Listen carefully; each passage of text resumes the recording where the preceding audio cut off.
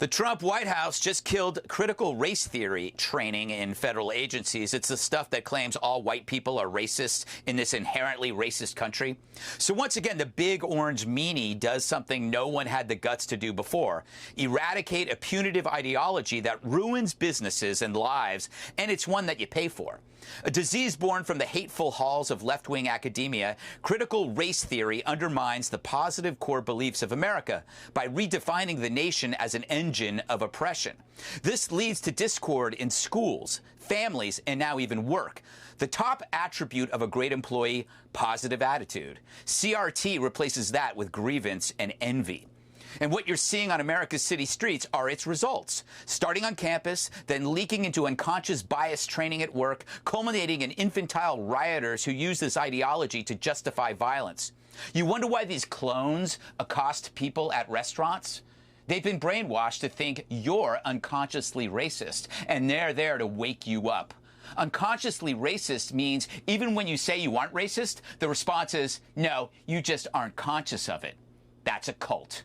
But those who demand such indoctrination operate on their own unconscious racism. They assume all white people are one way, possessing white privilege. That's conscious racism. And Trump's right to expel this toxin from the workplace. Let's hope this bravery spreads. The survival of our country depends on it. All right, we'll go fast around the horn here. Dana, good move on Trump's part? Possibly, although I do think there's going to be the pushback, of course. But I think that there is not enough people that understand what CRT is, and also it comes along this year as we've been dealing with the 1619 project. That's from the New York Times, basically trying to redefine the birth of America. I would also say this, though: if there's not going to be CRT, which I don't necessarily think there should be CRT, should there be better historical education in our K through 12 schools and even in college? Because I think over and over again, we are trying, as people here on the Five, to explain to our viewers, who are already probably pretty well informed, about our nation's history. And that kind of knowledge has to be re-examined. The civics education in our country, the historic history education in our country, absolutely has to be something that we deal with. Now, that's not something the president can deal with. Schools are run by local school districts, and they should be. But I think that without understanding and learning our history, we are going to be in a pretty tough situation like we are this summer. You know, Emily, I think that CRT is probably one of the worst things that has ever been invented in my life, and that it creates an attitude that replaces optimism and desire for opportunity with grievance and envy. Why would anybody want to hire somebody like that? And trying to apply it to the federal government is such a farce, Greg. It's like it's trying to apply someone's individual paradigm to something that is not a like beast. Take it from me, I was a federal managing attorney for years, and I know what resource utilization looks like. It would be a colossal waste of time and waste of taxpayer dollars. And by the way, in a huge study conducted of our mammoth federal government, the 80 and 90+ % of employees, what they really want training in, what they really think would benefit us as citizens, are things like technology innovation and reducing security and privacy requirements, and things that would actually make a difference in how our government runs and how we see those benefits. We see those benefits, not this sort of fantasy land stuff.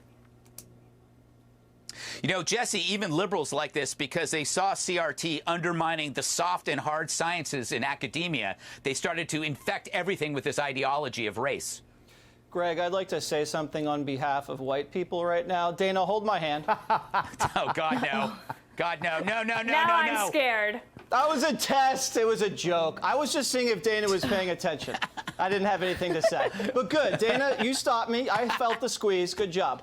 Listen, Greg, I feel enough guilt just being Jesse Waters. I don't need additional guilt by my race. A lot of this has to do with money and power. The people that run these little seminars, they're mostly radical social justice warrior lawyers. You pay them to do this survey, and then it inculcates you from lawsuits later. It's also a good way, if you want to get people fired or promoted with things that have nothing to do with work product.